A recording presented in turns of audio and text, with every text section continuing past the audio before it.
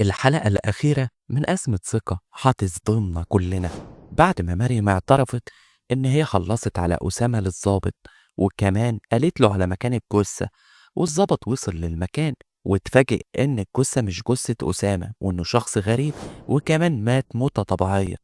الضابط كمال هيعترف بإن الدكتور فؤاد كان كلامه صحيح، وإن مريم بتكذب وما ارتكبتش أي حاجة من اللي هي بتقولها، وإن في شخص تاني هو اللي عمل كده في أسامة، بس ده كان حصل قدام مريم. فهيبتدي الضابط يدور على مكان أسامة فين، ومين يكون نقل جثة أسامة لمكان تاني وجاب حد مكانه.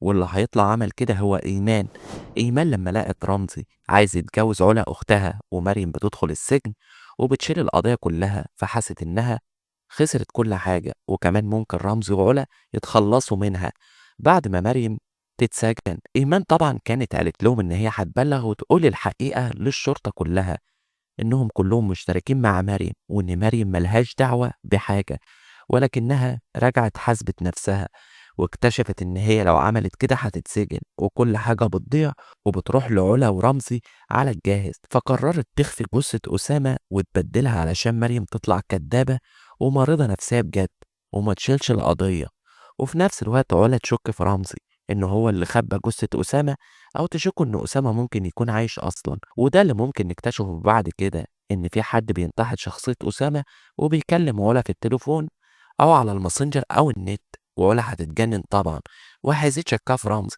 لحد ما بتقع في رمزي والجوازة بتبوظ، وكمان الشراكة اللي بينهم بتبوظ كمان.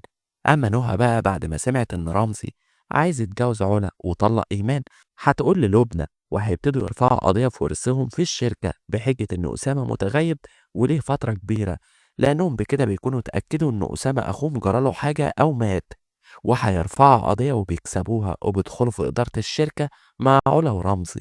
وعلا ورمزي بيفشلوا إن هم يسقطوا حمل نهى، وطبعا الحقيقة كلها بتبان، وده لما الدكتور فؤاد بياخد مريم بالسياسة وبيحاول يقرب منها لحد ما بترتاح له، وساعتها هتبتدي تقول له على الحقيقة كلها، إن أسامة سرق فلوسهم كلها وكان بيضربها، ولا أختها انتقمت منه وده كان غصب عنها.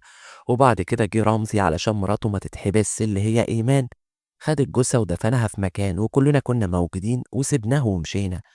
وأنا من يومها مش قادر أتحمل المنظر واللي حصل.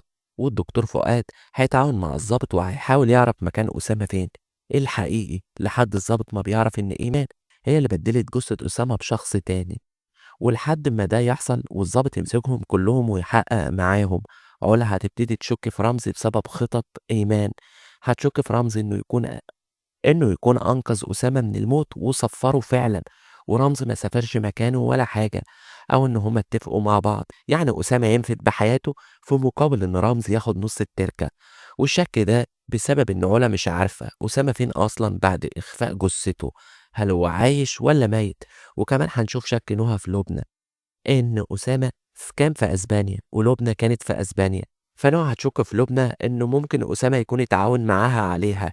المهم إنهم كلهم بيتسجنوا في الآخر، علا ورمزي بياخدوا حكم مؤبد ومريم وإيمان حكم مخفف، والشركة بتروح للبنى في الآخر، لأن لبنى بتكون انتقمت من نهى علشان ما تورثش في أسامة، لأن لبنى عرفت إن نهى لقت عقد الجواز العرفي بتاعها اللي بيثبت جوازها بأسامة، وكمان عرفت إن هي حامل في ولد اللي هيجي ويقش التركة كلها، فقررت تنتقم منها.